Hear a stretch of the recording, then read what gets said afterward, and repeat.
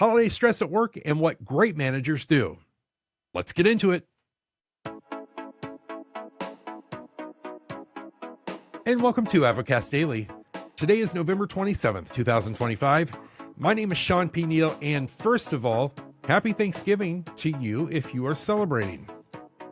All right, so today we're talking about holiday stress at work and what managers can do and do it fast. So a lot of ground to cover here. Now, first of all, a little bit of context. We've got new data that confirms that the holiday season is hard on employees. I don't think anybody listening to this would question that. But Modern Health reports that 2/3 of U.S. workers feel pressure to overspend. 2/3. 57% say the holidays are the most mentally draining time. And 40%, think about this, my friends, 40% have considered quitting due to seasonal burnout. Now, that survey polled 1,000 full-time employees on October 21st, 2025, so not too long ago. Now, here's a line you can quote to your leadership team. Quote, "The holidays are meant to be restorative, but for many employees, they've become a perfect storm of financial worry, work and family pressure, and emotional strain." End quote. And that quote comes to us from Dr. Jessica Watrous, the Chief Clinical Officer at Modern Health. Now, a lot of industries are addressing this. For example, if you lead a healthcare organization, the American Hospital Association has a ready-to-use, what they call Forever Grateful toolkit with graphics and copy to recognize care teams this week. It's built for quick deployment, and we'll make sure to link to that in the show notes in case you're in the healthcare industry. But you may be saying, Shawn, I don't work in the healthcare industry. What can we do? Well, here's a simple policy example that you can cite today. Lowe's, the famous retailer Lowe's, confirms that its stores are closed on Thanksgiving and Christmas to give associates time with loved ones. Now, I know you may not be able to close, but you can mirror that intent with smarter staffing and micro breaks.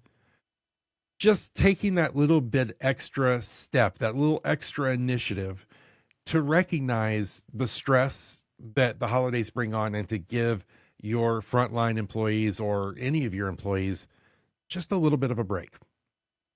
And why that matters? Well, stress spikes are eroding trust. They are eroding decision quality, and they erode service consistency.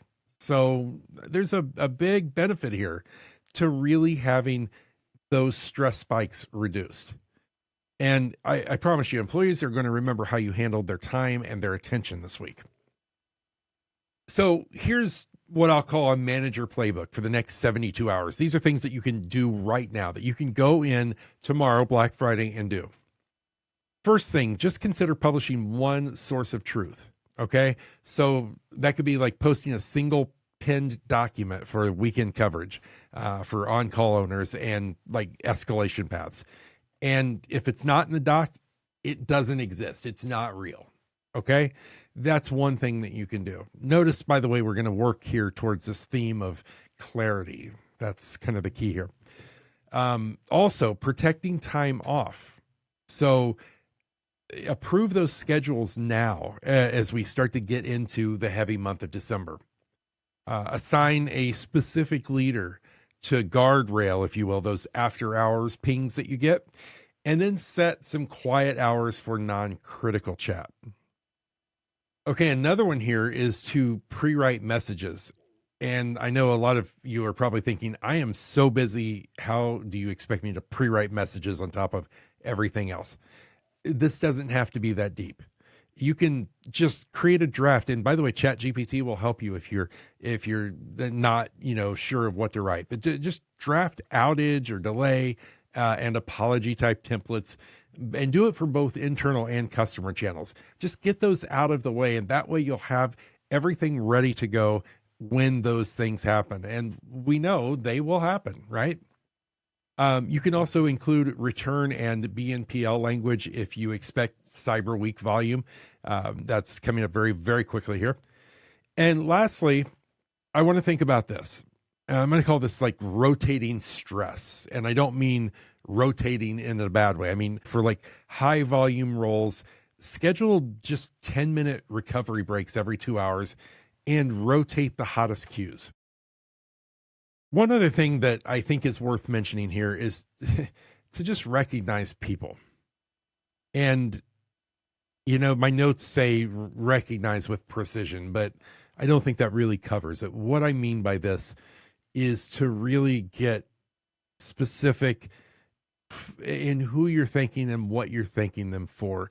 And, look at different areas like safety, clarity, customer support, and just very much thanking them and recognizing the people who are doing the work.